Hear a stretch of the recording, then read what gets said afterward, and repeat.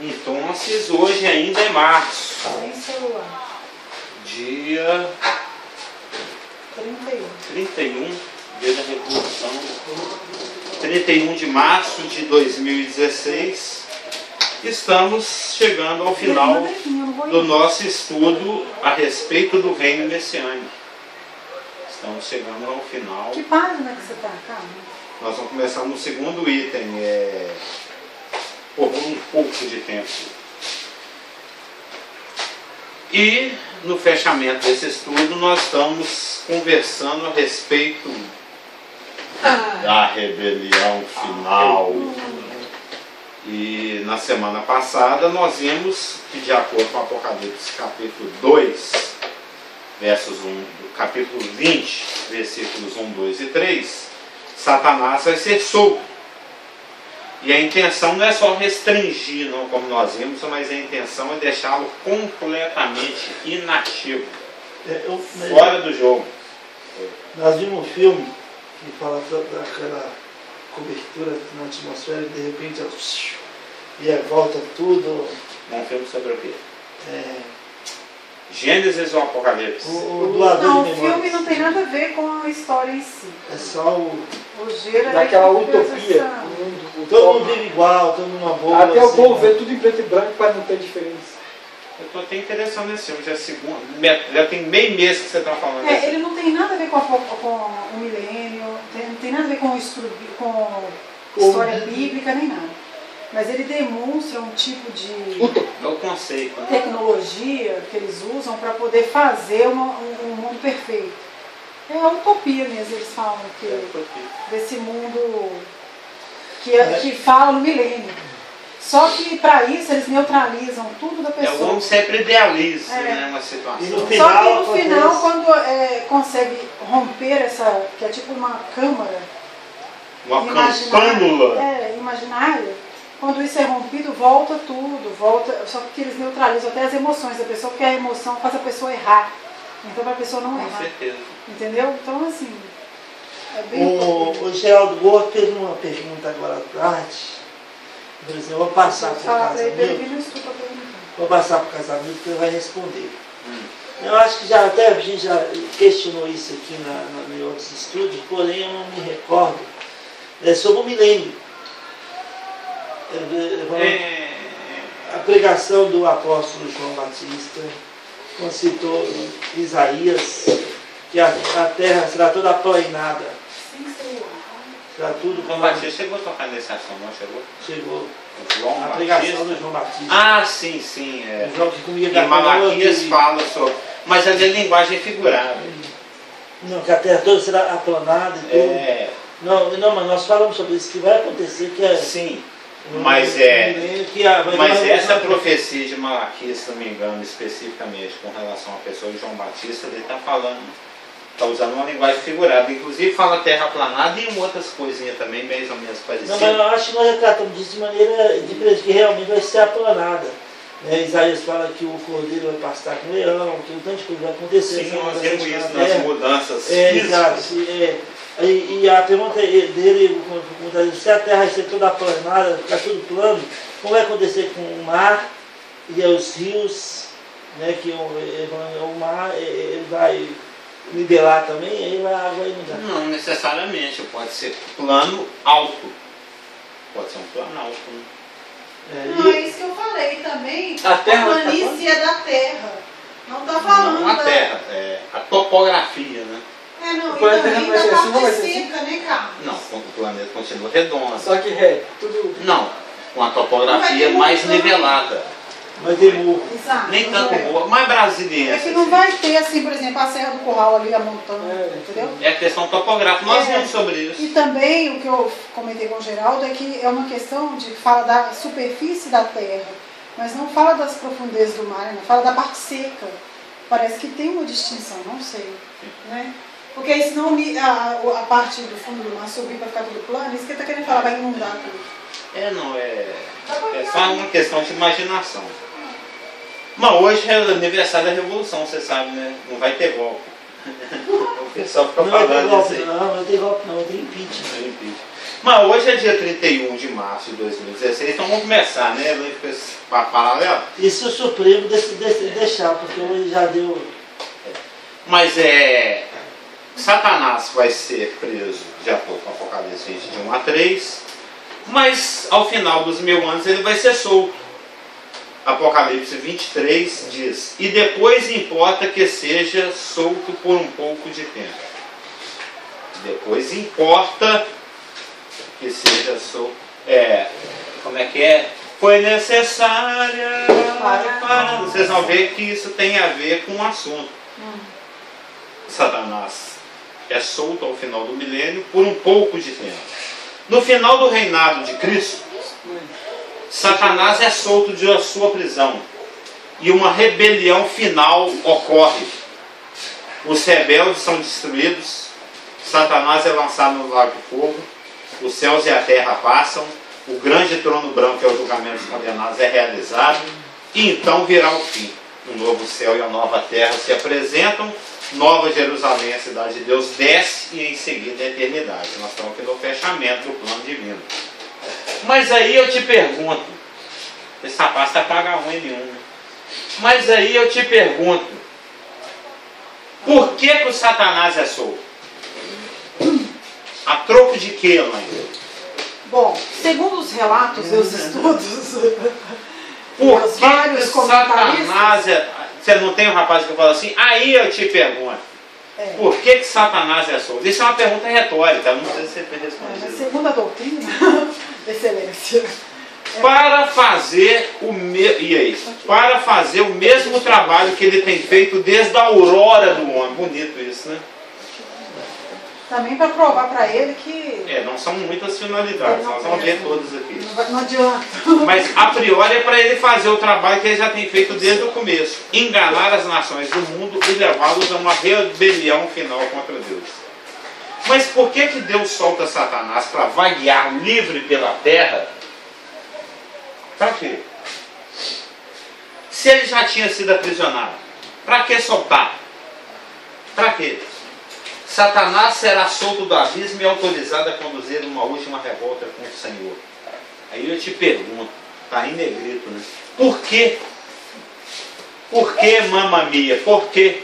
Vai falar que é Deus que vai soltar? O anjo que solta sob a ordem de Deus. Para provar o coração do homem no final de um tempo áureo da terra. Mas eu acho que é mais ainda. Você está lendo o parágrafo. Se for um anjo rebelde. Não, são vários porquês, evidentemente. Não, são vários. Eu estou falando assim também, para mostrar também para o próprio Satanás a falência dele. Sim. Mas eu estou fazendo aquela pergunta que o povão faria, né? Ou você está preso, para que soltou? É igual assim, para que soltar o maníaco que está matando, né? O homem vai ter 1000 anos, vai gozar toda a plenitude da terra, tudo que é de melhor da terra, e no final de 1000 anos o ainda vai entrar na onda do inimigo. Tem vários porquês. Vai tomar outra decisão, vai querer as memórias. O tanto que ele é incompetente. As memórias do doador de memórias. Esse é um outro porquê para mostrar que o problema do homem é interior. Também. Não é consertado pelo métier. E olha que eu falei sem ler aí. Mas por quê? Para que bom, deixar livre um rapaz que já estava preso? Por quê? Para que se tenha uma prova final de que o coração do homem é desesperadamente mau. Esse é um dos porquês. Coração esse que só pode ser alterado pela graça de Deus. Imagine a tragédia dessa revolta. Que é o que o pastor já está falando agora mesmo. Pessoas que vivem em um ambiente perfeito, sob o governo perfeito do Filho de Deus, vão finalmente admitir a verdade e se rebelam contra o rei. A sua obediência será vista como mera submissão fingida e não verdadeira fé em Cristo. Mesmo que cada um irá prestar fidelidade ao Senhor durante o milênio, tem que subir lá na festa o bom humano, né? tem que adorar, mas é na marra. muitos milhões ou bilhões estarão ansiosos para seguir a oportunidade de uma revolta contra Cristo que governa com vara de ferro. Muita gente está usufruindo das benesses do milênio, vai lá na festa dos tabernáculos, adora, faz o que tem que ser feito, mas não está. É igual o cara que vai no culto porque o pai e a mãe arrasta, né? Ou porque a mulher é crente, ou porque o marido é crente. Não tem um negócio assim? Né? O marido é pastor. Vai na marra, né? Ontem alguém falou comigo, hoje eu vou matar culto. O quê? Matar culto. Quem falou? Alguém. Eu não ouvi a subida lá a pé, não. É mesmo? Alguém? Mas ela foi assim mesmo. Na quarta? 9 da noite. Mas tem um contexto. Mas o Senhor está plenamente consciente do plano de Satanás, tanto é que já está até profetizado, e do coração rebelde do homem. E ele, Deus, vai usar essa última rebelião. Esse é um outro propósito da soltura. Não é para provar para o homem que o coração dele é desesperadamente corrupto. Para outro, para mostrar também para Satanás a impertinência da problemática dele.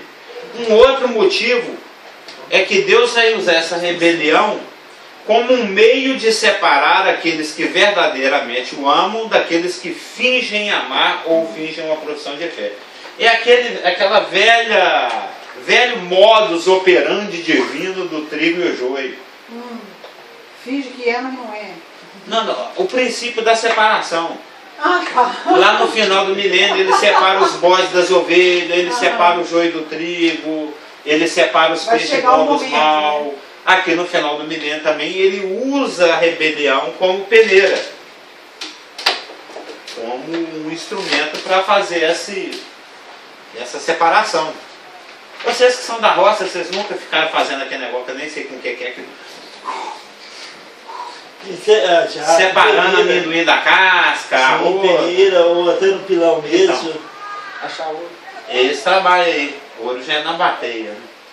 Mas aqui... Um outro propósito é esse aí. Aquela peneira de separar a casca não é uma peneira, é um negócio de tela, porque ela não... É tela peneira. Aí você vai... Não, amor, não.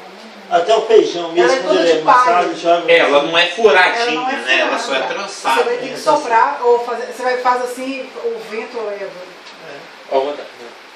Já fiz muito isso no interior. É um processo de separação. É isso. Um dos porquês. Nós estamos perguntando aqui, mas por quê? Por que Deus... Aí eu te pergunto, por que Satanás é solto? Tem que fazer para mostrar a essa impertinência de Satanás, para mostrar a corrupção do coração humano, a ingratidão, e para ser um meio de separação. Eu já li, eu já falei, não sei, é que pega Satanás como se fosse um imã. Já jogou um imã dentro de uma caixa de limalha de ferro? Conhece limalha de ferro? Aquele pozinho de ferro.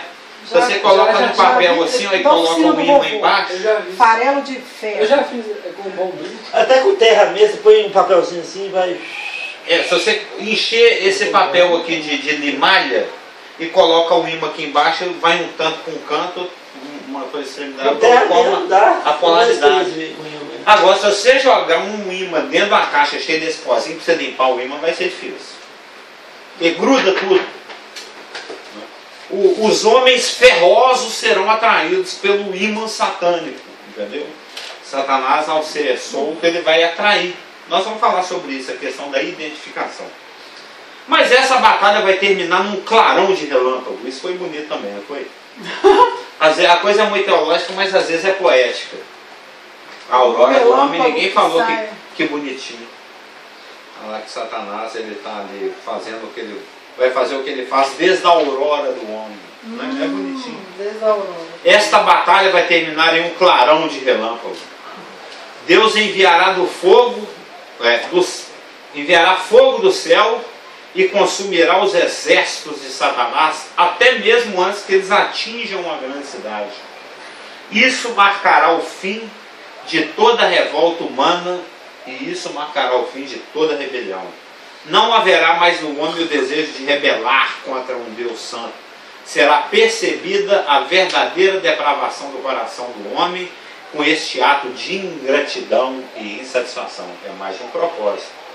Nesta rebelião também é demonstrada mais uma vez que Deus é justo quando Ele julga o pecado e que Deus é justo por ter crucificado o homem caído em Cristo na cruz. É mais um propósito. Desta maneira, Deus remove toda descrença do reino teocrático em antecipação de sua fusão com o reino de Deus. Esse é mais um motivo. A frase um pouco de tempo no grego é mikron chrono. Bonitinho, né? Mikron chrono. Tempinho curtinho. Denota adequadamente que este será breve em comparação com os 1000 anos. Oi? Chama aquele negócio agora que está muito usando, nano. Nano também Muitos anos. Esse termo é moderníssimo. Não. Eu queria falar muito usado, não muito usado. Está sendo muito usado. É o nano. E eu estava vendo uma explicação sobre o nano também. Uma partícula de uma partícula de uma partícula de uma partícula. O nano é acho que milésimo do milímetro. A frase era: esta permissão divina. É o seu grilo ali. É ele? Não é não, é outro. É o filhote. É o filhote. É um saltador. Segue ele ali. Ué, tem a mãe e o filhote? Como é que vocês são? Tem uma história. Esse bichinho não é preso. Não só para ele. Vou matar, deixa não. Se fosse um escorpião. Esta permissão divina para a soltura e atuação enganosa de Satanás é a última concessão permissiva que Deus faz ao mal. Agora nós estamos adentrando no outro assunto. Estamos adentrando em outro assunto, a velha questão do mal, mas nós vamos dar só uma pinceladinha. Mas por que Deus permite essa atuação do mal? Por quê? Pergunta que deveria ter sido em negrito também. Só um minutinho, cara. Você atrapalha o Carlos, passa. Deixa o bichinho, deixa. Eu já comeu. Vai continuar comendo, tá no chão. Deixa. Não tem problema não. Pode deixar. Isso aí, até o João Batista comia isso. Isso é proteína pura. Mas aí vem aquela velha pergunta: mas por que Deus permite o mal? Por que Deus permitiu que o mal entrasse no mundo e fizesse tanto estrago? Se Ele odeia o mal e tem todo o poder, de modo que podia ter impedido, por que o permitiu? Essa é a pergunta que não quer calar. Esta é a pergunta que nos deixa mais perplexos. Jamais seremos capazes de responder essa pergunta.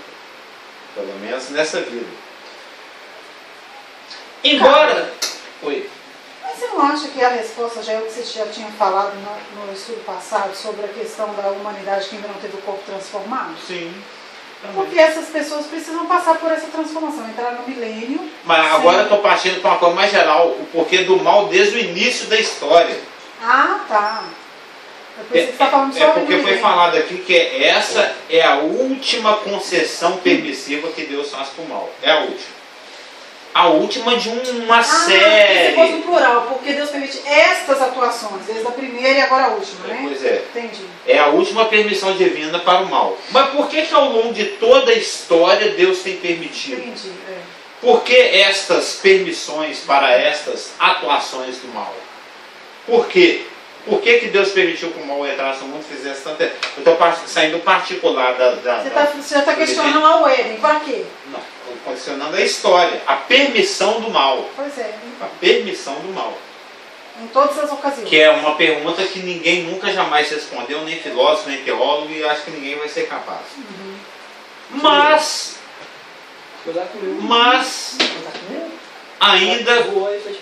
ainda que essa seja uma problemática desconcertante, filosófica e teologicamente desconcertante, algumas respostas podem ser sugeridas. Se não me engano, 3. Viu, Elaine? 3 sugestões de respostas ou possíveis considerações de resposta para uma permissão divina do mal ao longo da história, em particular no final do milênio.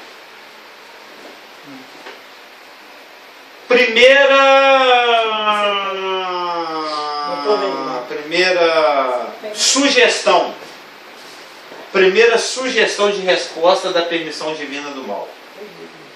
Sendo o propósito final de Deus trazer os homens à sua semelhança, estes, para alcançar esse fim, devem chegar a saber, em certo grau, o que Deus sabe. Aí você acha que isso foi através desse mal? Nós estamos tentando especular alguns possíveis quereres, alguns possíveis porquês da permissão divina do mal. Um deles, que eu creio, eu concordo, é que se Deus fez o homem à sua semelhança, para que essa semelhança e mais semelhança se aproxime, seja pelo menos verossímil aquilo que Deus é e experimenta, o homem tem que chegar a saber em certo grau o que Deus sabe a respeito do mal. Então, um dos possíveis porquês de Deus ter permitido o mal na história do homem, em particular aqui no finalzinho, é uma brincadeira, né? Ele permitiu que o homem conhecesse o mal, para que ele se aproximasse de Deus na sua imagem e semelhança. Os homens devem reconhecer o caráter maligno do pecado. Deus o conhece intuitivamente, mas a criatura pode conhecê-lo por meio de observação e experiência. Obviamente, se o propósito divino tem de ser realizado, que é trazer os homens à sua semelhança, ao mal deve-se permitir que se manifeste. Entendeu? Isso é uma sugestão de porquê. Não, porque no meu entendimento aqui, eu não acho que Deus conhece assim intuitivamente, você acha? Eu acho que Deus conhece, sim, claro. De conhecer. Inclusive, ele tanto conhece intuitivamente o mal, que ele já profetizou o mal que Satanás vai fazer no final do milênio. Deus não é ele conhece de convicção, assim, ele sabe exatamente, ele não tem uma intuição. Ele nunca experimentou, ele nunca furtou um doce, ele nunca matou. Sei. Entendeu? Mas eu estou falando assim, não é conhecer de experiência. As coisas que a gente não conhece de experiência, a gente não conhece só por intuição, a gente conhece por saber. Eu estou falando assim. Sim, eu estou usando intuitivamente no sentido de ter conhecimento. Mas eu acho que ele sabe de soberania de conhecimento, não só mas ele não intuição. Experimenta. Não, pois é. Eu estou querendo contar. Eu usei a palavra intuitivo, mas o contrário de experimentar. Deus nunca experimentou o mal, mas ele conhece o mal. Ele conhece soberanamente, não intuitivamente. O homem jamais poderia conhecer o mal se não fosse pela experiência. Então Deus permitiu que ele experimentasse o mal para que ele pudesse ter um pouco mais do que Deus tem, o conhecimento do mal. Uma segunda, qual que é a palavra que eu tenho usado? Sugestão de porquê da permissão divina de Deus do mal, de uma forma geral, e aqui no final do milênio especificamente, é que a existência de agentes livres no universo seria uma possibilidade virtual de revolta contra Deus em qualquer tempo. Deus, ao criar seres livres, anjos, arcanjos, querubins, serafins, homens, demônios, com isso ele abriu a possibilidade do exercício independente desse arbítrio. E no exercício independente desse arbítrio, em algum momento alguma criatura poderia porventura experimentar o mal, assim como aconteceu com o querubim ungido. Em algum ponto da experiência dele, ele resolveu permitir que o pecado brotasse dentro dele. Ele falou: perfeito eras nos teus caminhos, até que se achou uma rebelião em ti. A palavra iniquidade é rebelião. Ô Carlos, o que você quer dizer com uma possibilidade virtual? Seria uma possibilidade. Deus decidiu não permitir o mal. Deus decidiu não permitir o mal, mas ele corre um risco. A qualquer momento, num universo eterno, cheio de criaturas livres, dotadas de livre-arbítrio, alguém em algum momento, pelo resto da eternidade, pode querer agir de forma livre e independente. Ou seja, pode querer se rebelar. Ou pode ir pelo caminho que Satanás foi. Perfeito eras nos teus caminhos, até que se achou rebelião ou autossuficiência ou independência em ti. É que eu não estou entendendo isso aqui como uma resposta. Não é uma resposta, é uma sugestão. Pois é, mas assim, uma segunda explicação é que a existência de agentes no universo seria uma possibilidade virtual de revolta contra Deus em qualquer tempo. Mas a pergunta lá é: por que Deus permite essas atuações e tal, seria um estrago? Por que permitiu? Aí você está querendo dizer, porque a existência de agentes livres... Ele permitiu agora, estou falando agora nos últimos milhares de anos, porque em qualquer momento da eternidade era possível que acontecesse. Mas aí eu acho que em vez de colocar assim, a explicação é que a existência de agentes livres seria uma possibilidade de revolta, não, no sentido dele querer preparar em caso de revolta, não é isso que você está querendo dizer? Não. O que eu estou querendo dizer é que Deus criou criaturas livres. Criaturas com a capacidade de querer agir livremente, independentemente de Deus. Então, ao criar todos os seres livres, existia a possibilidade, no futuro, de que um desses agentes dotados de livre vontade quisesse agir de maneira diferente, independente de Deus, o que seria rebelião, o que seria iniquidade, o que seria pecado. Então, tendo em vista que existe essa possibilidade, Deus permitiu. Entendeu? Um dos porquês, tentando explicar por que Deus permitiu o mal.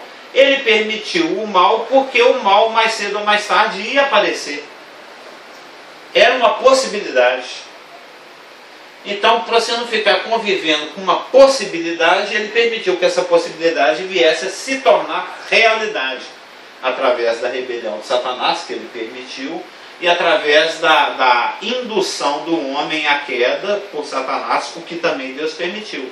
E a permissão da soltura de Satanás do seu abismo para liderar uma revolta, porque Deus permitiu. Entendeu? Eu estou só tentando especular. Não, mas a resposta que eu quero está embaixo na explicação. É que você fala aqui depois, que ao homem, quando ele viu o fim que levou toda essa rebelião de Satanás, ele já percebeu que não valeria a pena trilhar aquele caminho. Isso é uma lição que todas as gerações futuras vão aprender. Não, aqui embaixo é porque eu fiquei só com a primeira frase, eu estou lendo o resto aqui, entendi. Noutras palavras, a existência de vontades livres capazes de se opor à vontade de Deus seria por toda a eternidade um princípio potencial de pecado. E tal princípio de pecado tinha de ser trazido a juízo completo e finalmente. Eu poderia ter dito melhor aqui. Deus desejou tornar impossível no fim não somente a realidade do pecado, mas até a sua possibilidade. Como não é possível condenar uma abstração, Deus permitiu que o pecado ou o mal se concretizasse de modo a poder ser condenado na cruz. Onde seu caráter foi plenamente revelado nos sofrimentos do Filho de Deus. Ali foi o máximo do mal, né? E aqui, aí sim, deixa claro que se acontecer numa futura eternidade, já sabe que o fim vai... igual que você falou, a pessoa já vai desanimar de fazer, porque já sabe que vai perder. De novo. Na comparação com o filho pródigo aqui, a coisa fica mais lúcida. Ó, você vê. Por essa forma, todas as criaturas de Deus aprenderiam que coisa insana, penosamente indescritível, ingrata e desastrosa é desobedecer Deus. E depois da experiência dolorosa do pecado, todas elas se conformariam natural e alegremente com a sua perfeita vontade e trilhariam seus caminhos sapientíssimos. Foi esta a experiência do filho pródigo. Pergunta o filho pródigo se ele quer a herança dele de novo e ir embora. Ele vai ganhar de novo. Comer bolota de novo? Quer não. Ele aprendeu por experiência. Entendeu? Uma das sugestões do porquê de Deus permitir o mal é que no final das contas todo mundo vai ser filho pródigo. Não vale a pena. Olha lá o querubim, ó, que está passando lá embaixo do lago de fogo. Ele usando. Existem pelo menos 2 passagens nas Escrituras que falam que vai ser público. O sofrimento dos perdidos vai ser público. Você sabe, né? Que vai existir a possibilidade dos não caídos contemplarem o infortúnio dos caídos. Quem é, se não me engano, em Tessalonicenses e Apocalipse. Mas só durante aquele julgamento, não é? Para a eternidade, será? É porque é da eternidade. Não, eu sei que eles vão sofrer por toda a eternidade, mas a gente vai ver por toda a eternidade? Sim, vai existir. Por exemplo, você fica o tempo todo em frente ao lixão. Você sabe que tem um lixão ali a caminho de Neves, né? Tem lá um lugar, aterro sanitário. Você visita muito o aterro sanitário, você curte ficar lá, fica contemplando os urubu, as carnes podres. Mas tá lá. Se você quiser ir lá olhar, você pode. Eu estou falando por causa dos perdidos conhecidos, que fala que nós vamos chorar no momento do julgamento dele, mas que depois a gente vai ter nossa lágrima enxuta. Sim. Mas se você quiser ir lá no lixão olhar, você pode. Entendeu? Mas você tem os 2 versículos que falam que eles vão ficar eternamente diante da face do seu poder e o seu tormento subindo. Mas isso é uma outra história. E uma terceira sugestão de por que será que Deus soltou o Satanás no final do milênio? Por que Deus deixou o Jó apanhar tanto? Por que o carro está desempregado? Por que o rapaz foi atropelado? Por que a igreja está avacaiada desse jeito? Por que o joio cresce no meio do trigo? Por que, gente? Por que o outro está lá com H1N1? Por que o outro está com zika? Tem tudo, tem um porquê. Por que o sorvete caiu no chão? Ele tomou uma tropeção na esquina ali, o seu sangue no dedão e doeu pra chuchu. Por que achou dinheiro no supermercado? Por quê? Tudo tem um porquê. Uma terceira explicação, ou uma terceira sugestão. É Romanos 8, 28. Todas as coisas, né? Coopera. É que Deus permitiu o pecado a fim de ter oportunidade de dar a conhecer a sua justiça e a sua graça, que jamais poderiam ser reveladas se no mundo não houvesse pecadores, para serem condenados ou para serem salvos. Ao condenar pecadores, Deus tem a oportunidade de revelar a sua justiça. Ao justificar pecadores em Cristo, Deus tem a oportunidade de revelar a sua graça. Porque todo mundo conhece muito bem aquele versículo lá de Timóteo que fala que Deus quer que todos os homens sejam salvos. Mas esquece de um outro versículo de Romanos 9 que fala que Deus quer demonstrar a sua ira. E também Romanos 6 fala que nem todos. Ele quer demonstrar a ira e ele quer salvar todo mundo. Como é que ele faz? Ele permitiu o mal alcançou o homem, todos caíram e agora ele, em quem quiser, ele demonstra a sua justiça e em quem quiser ele demonstra a graça. Graça. Ele está querendo demonstrar a graça em nós aqui. Imagina se ele quisesse demonstrar a justiça dele. Amei a Jacó e aborreci Esaú. Poderia ser um Esaú. Graças. Meu Deus do céu. Bom demais, viu? Ou só isso vale a vida.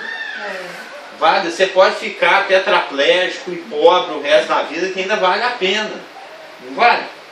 Ralar o joelho, ficar pobre, ou perder filho, ou perder mulher, ou perder a casa, ou perder a saúde, é pouquíssimo. Se você tem Deus na sua vida e tem a salvação, ó, daqui 20, 30, eu estou com 50 e tal, daqui 20 eu estou caquético, daqui 30 eu não sei se eu estou aqui, 30 anos, daqui 40 anos o pastor Geraldo está aqui, 50, 100 anos, é muito, mas é pouquíssimo, não é?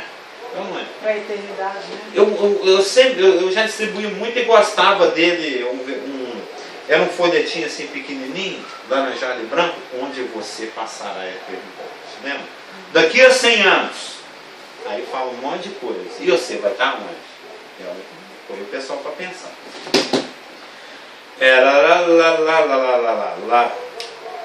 Demonstrar a sua justiça e a sua graça. Paulo sugere isso nas seguintes passagens. Romanos 9, 22 e 23. Ora, que diremos, pois, se Deus querendo mostrar... Eu até acrescentei uma hora aqui, que ele sempre começa com hora essas frases. Que diremos, pois, Se Deus, querendo mostrar a sua ira e dar a conhecer o seu poder, suportou com muita macrotomia os vasos de ira preparados para a perdição, a fim de que também desse a conhecer as riquezas da sua glória em vasos de misericórdia, que para a glória preparou de antemão? Que diremos, pois? E aí? Você vai reclamar com o gerente? Com o bispo? Edir Macedo? Com quem você vai reclamar? Ele quer revelar sua ira, mas ele contém a sua ira com muita macrotomia, com muita longanimidade. Ele deixa o pessoal aprontar o que quiser, porque ele quer ter também a oportunidade de conduzir os vasos de misericórdia lá para a glória. Que já está preparadinho, ó. Ele já fez assim, ó, já. E aí, Elaine, ó. Ô, traz mais um pouquinho de glória aí. Tá faltando glória aqui. Ajeitar, afofando a glória. Se ele afofa o travesseiro, não tem um versículo que fala sobre ele? Ele já preparou de antemão. Eu já falei, já tem um buffet com os lugares tudo já. É a plaquinha reservada? É, você sabe que tem. A gente viu isso. Não, e que tem o nome que só você vai saber. Pedrinha branca. Para quem está chegando, mas as placas tudo em branco, né? O que é isso, gente? Sei lá, no geral. Paulo também sugere isso aqui em Efésios 1, 4 a 6 e de 9 a 12. Assim como nos escolheu nele antes da fundação do mundo, para o louvor da glória de sua graça, que ele nos concedeu gratuitamente no amado, a fim de sermos para louvor da sua glória. Nossa, a gente tem muito que agradecer. Muitíssimo. Selecionados a dedo. Você. Porque ele quis. Não tem um porquê, é só porque ele quis. É interessante, porém. Engraçado, eu estava lendo agora à tarde, eu vou ler para vocês, Salmos 34, último versículo. Salmo 34, último versículo. Diz o seguinte. É um versículo interessante. Parece o seu Santos. Diz mais ou menos assim. Vou ler para você. Lê para a Elaine e depois eu levo para o Natan também. O Senhor resgata a alma dos seus servos, e dos que nele confiam nenhum será condenado. Deus resgata a alma dos seus servos. Chique, né? Chique, Deus resgata a alma dos seus servos. Socorro! Aí joga a boia. É interessante, porém, notar que a Bíblia jamais procura responder nossas perguntas sobre o problema do mal e do sofrimento. No caso clássico de Jó, a única resposta que Deus lhe deu foi que, se ele não podia entender os fatos mais simples da natureza, como podia compreender os mistérios divinos? Vamos ler então Jó 38:1 até 42:7a. Nossa, é muita coisa.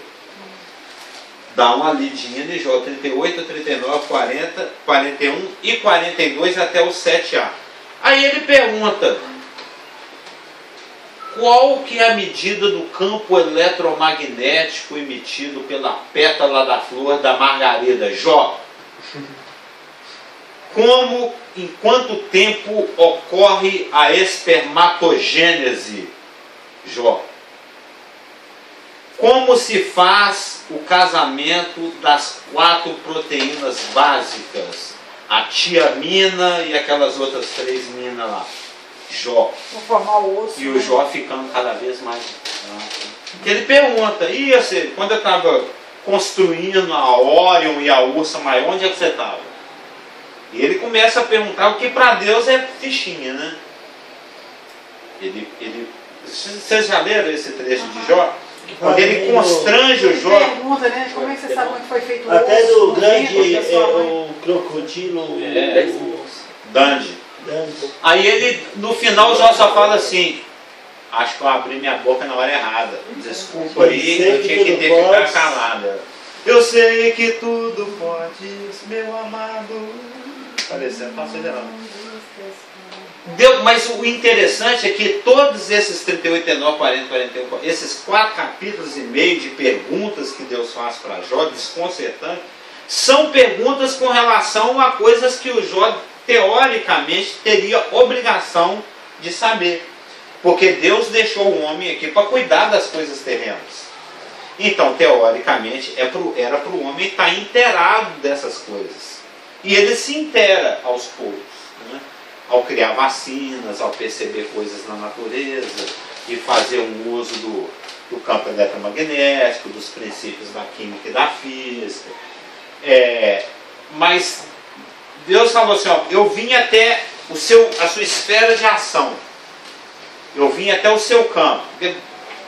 Eu não vou conversar com você, Laine, sobre assuntos dos quais você é leiga, porque seria desonesto da minha parte. Eu estou aqui com o meu status divino, você está aí no seu status humano, e se eu fizesse perguntas que estão fora do seu escopo de conhecimento, vou te humilhar. Seria arbitrário da minha parte. Então eu vou descer ao seu nível e vou te fazer perguntas na área da advocacia, que é um campo onde você teoricamente é obrigado a estar inteirado. É isso que Deus fez. Ele desceu até o nível de Jó, o nível terreno, o nível material, o nível das perguntas, das coisas corriqueiras, cotidianas. E o Jó não soube responder. E o que Deus quis ensinar? Falei, se você não entende nem daquilo que você tem obrigação de saber, eu tenho obrigação de te explicar o que você não vai entender? É isso que Deus está falando. Eu vou te contar o que acontece atrás do teatro das cortinas espirituais, das motivações espirituais, dos motivos meus de Satanás e dos anjos e do mundo espiritual. Você não tem plugin para isso, você não tem capacidade de alcançar isso, entendeu? E fica esses 4 patetas aí discutindo até o canto da boca da espuma, que foi mais de 30 capítulos de discussão lá do Elifaz, o Bilus lá, o Eliú, os 4 lá. Quando Deus manda Jó lá para os seus amigos, ele não manda lá para o Eliú, não. E o Eliú foi aquele que... O mais novo. É o mais novo. O mais novo foi o único. Ele mandou pelo Bildade, o Zofar e o outro lá. O mais novo foi o único que não falou mal. Foi o único que foi mais sábio, entre aspas. Aquilo ali é um livro de axologia, é o papo dos axólogos. Você sabe isso, mas né? ele foi o único. Roda viva dos axólogos. Não, eu acho que você está sofrendo porque Deus cochilou. Mas o Eloí não falou isso, nada disso. De acho que é isso, aquilo, que outro. Não. Todo mundo fica especulando no livro inteiro. Do porquê não, será que o que está... O Eloí falou assim, ó, eu deixei vocês tudo Ele falar, é o quarto a falar, porque vocês são mais velhos do que eu sou o mais novo e não queria tirar a hierarquia e tudo. Aí ele fala da soberania de Deus, eu acho. Eu não me lembro direito. Ele fala. Ele erra menos do que os outros 3, mas então, ele não acerta. Não acerta, mas ele não critica também. E ele, inclusive, na hora que manda orar, quem ficou leproso, ele não ficou. Né? Eu me lembro também, ele orou pelos outros 3. Só pelos 3. Zó, Bildade e Zofar, né? Não, né? Bildade, Zofar e o outro aí. Todavia, deve ter sido um gozo e glória indizíveis para ele saber que seus sofrimentos contribuíram para a glória de Deus e confusão de Satanás. E note-se também que no fim de tudo, para Jó veio a ser melhor do que no princípio. E são lições que nós estamos tentando tirar do livro do Jó com relação ao porquê da permissão do mal, que ele é clássico, né? Daí podemos supor que o mesmo acontecerá a todos quantos pertencem a Deus. Jó não tinha entendimento do que estava acontecendo. Nós também não temos. Ele não tinha capacidade de ter entendimento do que estava acontecendo.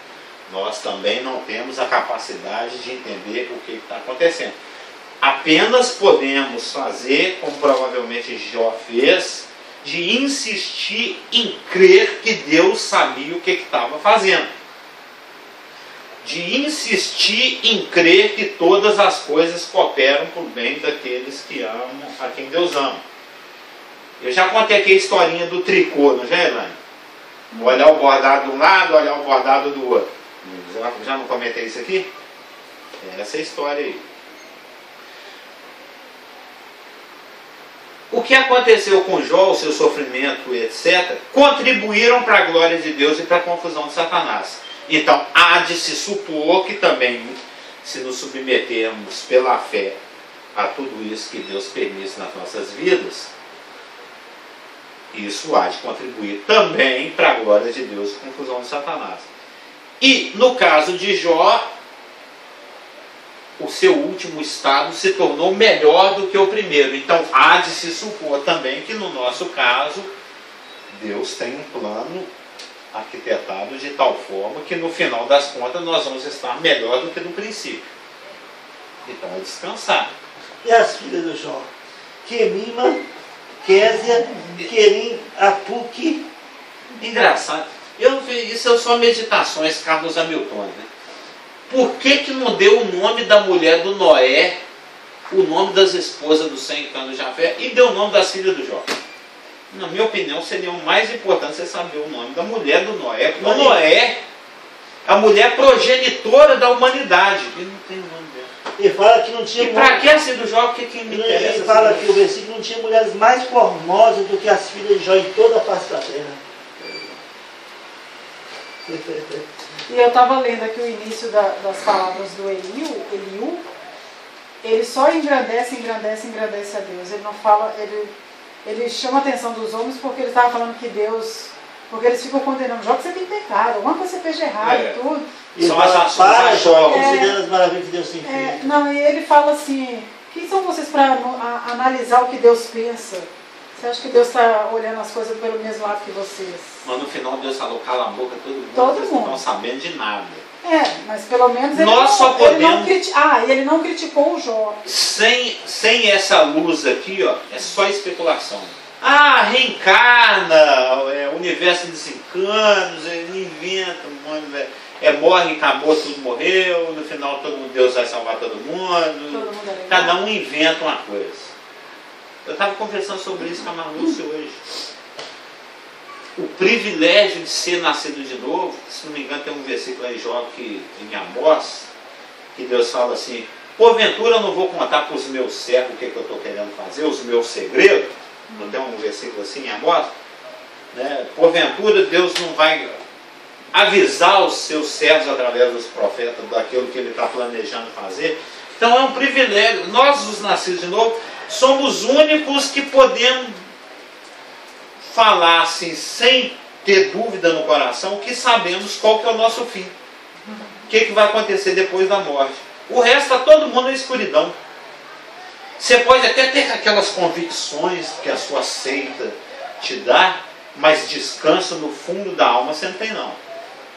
Aquela convicção que o Espírito Santo dá para você descansar na obra de Cristo, só os nascidos de novo têm. No caso do cego de nascença, temos o que podemos chamar de o problema do mal num caso concreto. Cristo, no entanto, não procurou responder a pergunta acerca desse problema, porém fez melhor, isso é, primeiro declarou que os sofrimentos daquele homem foram permitidos para a glória de Deus e depois o curou. Todo mundo conhece bem esse caso, né? Mestre, quem que pecou? Seus pais ou ele? Ele ter nascido desse jeito. É Amós 3,7. Amós 3,7, que diz, eu tenho que marcar esse versículo, que diz que Deus revelará a seus servos. Amós. Vai ler isso para nós? Yes, 3,7. Acaso? Certamente o Senhor Deus não fará coisa alguma, sem primeiro revelar o seu segredo aos seus servos. Certamente, os seus segredos. Isso é bonito demais, né? Amós 3,7. 3,7. Mas todo mundo conhece o caso do cego de nascença lá do João 9. Que deu aquele quibrocó todo, como diz meu irmão, né? Mas e cadê o homem que te curou e vai nos pais? Ele era de nascença mesmo, ele nasceu, você tem certeza que ele nasceu? Quem curou? Não sei, ele estava com medo de ser expulso da sinagoga, pergunta para ele, e os apóstolos lá, os discípulos. Ele é maior de idade? Mas quem que pecou? Os pais dele ou ele, para ele nascer nessa condição? Aí Jesus responde: nem ele, que é a chave para o entendimento dessas coisas. Respondeu Jesus: nem ele pecou, nem seus pais, mas foi para que se manifestem nele as obras de Deus. O único motivo do cara ter nascido cego é porque Deus tinha um plano de revelar a glória dele através da cura. Num tempo específico, num momento específico, numa situação específica. Até o encontro dele com Jesus, ele poderia ter sido um cara amargoso, rancoroso, reclamão, blasfemador, murmurador ou descansado na fé. Mas chegou um dia que ele encontrou com Jesus. Então, quando Jesus fala que os sofrimentos daquele homem foram permitidos para a glória de Deus, nós aprendemos que Cristo não veio para responder nossas perguntas quanto ao problema do mal. Mas muito melhor do que isso, ele veio para destruir o mal. Ele disse naquela ocasião, em João 9, 4 e 5, é necessário que façamos as obras daquele que me enviou enquanto é dia. A noite vem quando ninguém pode trabalhar. Enquanto estou no mundo, sou a luz do mundo. E havendo dito isso, deu luz ao cego. Os cegos não enxergavam e os que enxergavam eram cegos. Porque o pessoal quase bateu nele na parede. Elaine, o que você prefere? Informações a respeito do problema ou que solucione o problema? Você vai lá no Procon, o rapaz, quando ele te atende, ele fala o seguinte: eu posso te dar uma cartilha e te dar um curso igual às vezes o Senai ou o Sebrae dá, como ser empresário. Eu posso te ensinar tudo a respeito desse problema, mas você vai continuar no problema. Você vai conviver com esse problema o resto da sua vida, mas você vai entender esse problema. Você vai saber por que esse problema está acontecendo. Ou eu posso te deixar na ignorância do porquê desse problema, da constituição desse problema, de como se soluciona esse problema, mas você vai ficar sem ele. O que você prefere?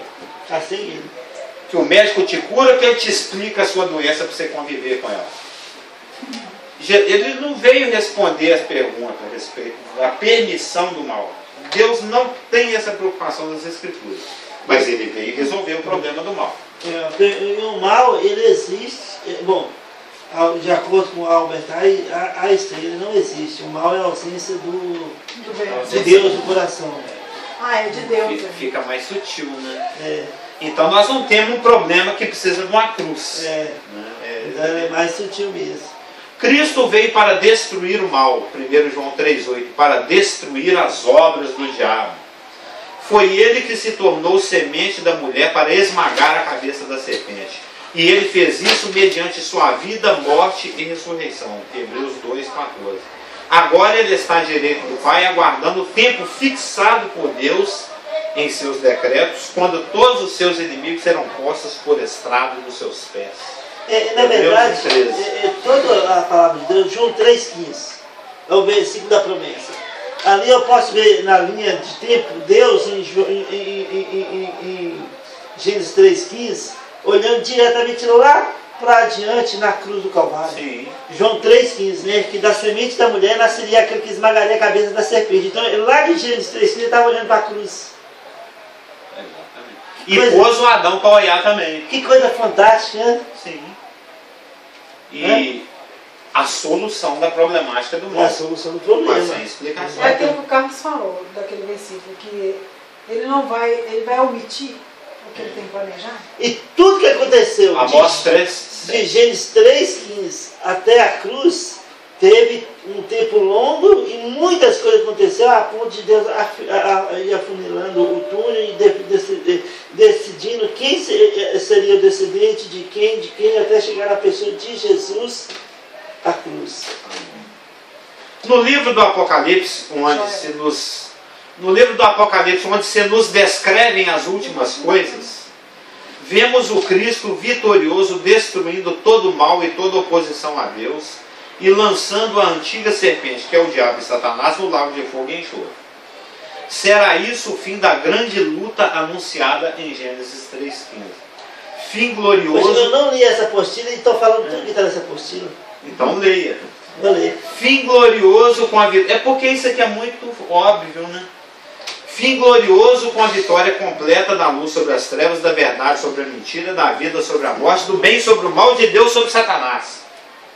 Sinonimização é o meu nome. É verdade. Acho que a Elaine, faltam 10. A Elaine ainda não mostrou a plaquinha de 5, porque faltam 10. Mas acho que eu vou terminar nos próximos 5. Porque nós vamos terminar um tópico, né? Porque eu estou gostando também. Para não pegar outro. Né? Então, semana que vem foi um tópico certinho, hoje também. Semana passada. Semana que vem. Semana que vem foi. Semana que vem foi. É que não existe tempo. É verdade, mas nós estamos na história. E se o Ivan estivesse aqui, eu estava no primeiro parágrafo. Lembra o dia que o Ivan visitou o estudo?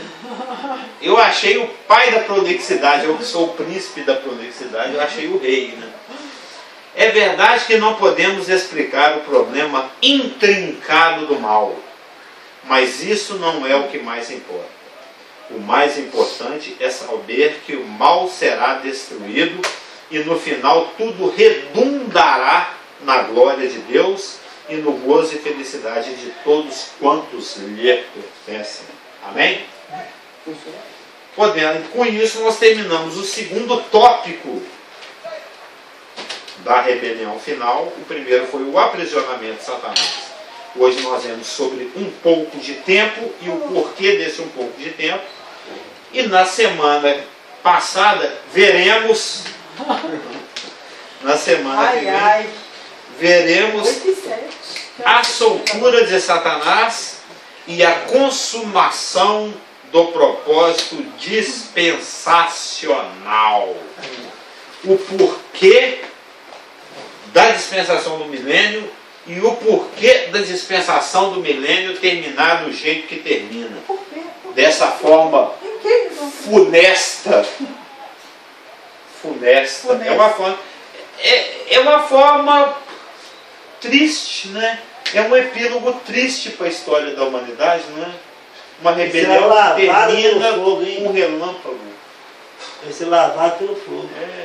É um final vexatório, eu diria, né? Para alguém que chegou com tanto tchan, né? Assim, mais semelhante a Deus cuidando de um jardim paradisíaco. Mas vamos orar?